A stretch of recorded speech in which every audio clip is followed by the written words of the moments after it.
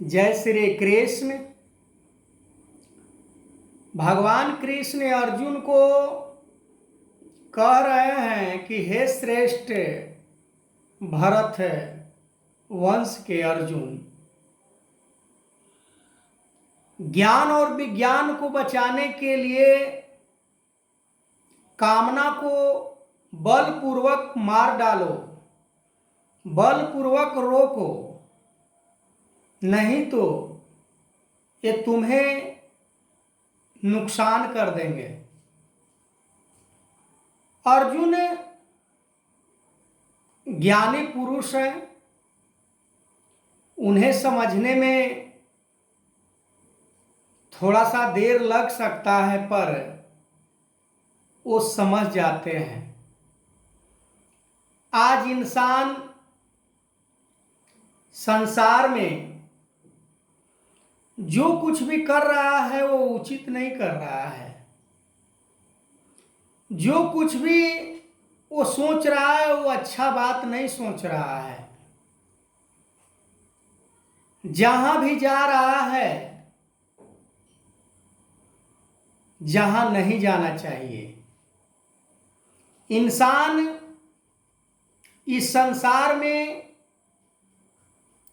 कोई किसी का नहीं है।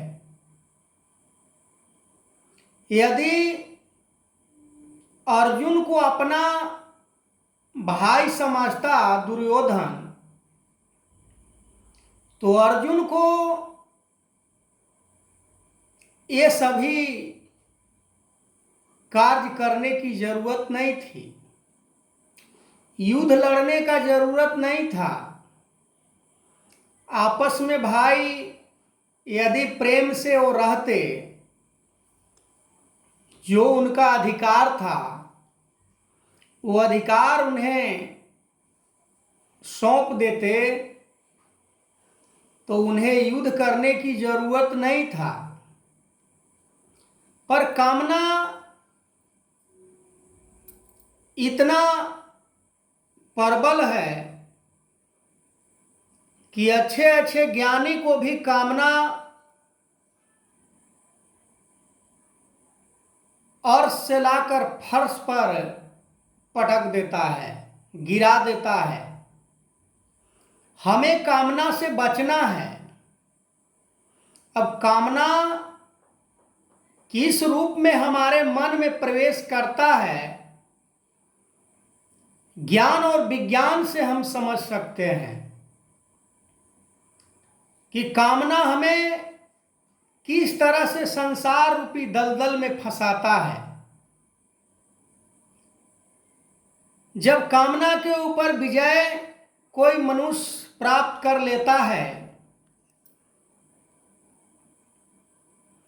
तो ब्रह्म ज्ञान उसे पूर्ण रूप से समझ में आ जाता है कि ब्रह्म ज्ञान हमें क्या संकेत कर रहा है, ब्रह्म ज्ञान को धारण कैसे किया जाए, ब्रह्म ज्ञान कौन सा रास्ता हमें दिखाता है, ब्रह्म ज्ञान हमें आखिरी मंजिल तक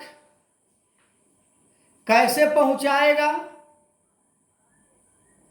ये सारी बात समझ में तब आता है मनुष्य को जब कामना से रहित हो जाता है।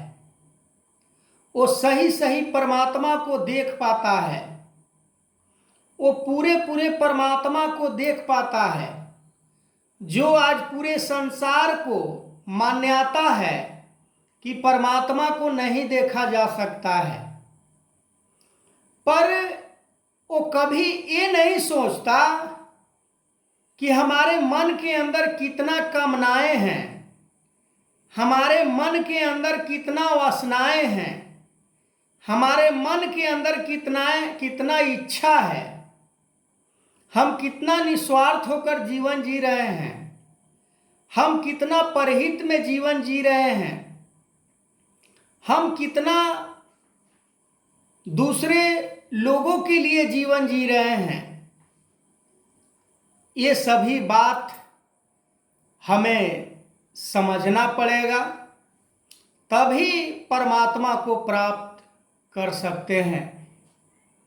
आगे मैं इस वीडियो को कंटिन्यू करूंगा, तब तक के लिए जय श्री कृष्ण।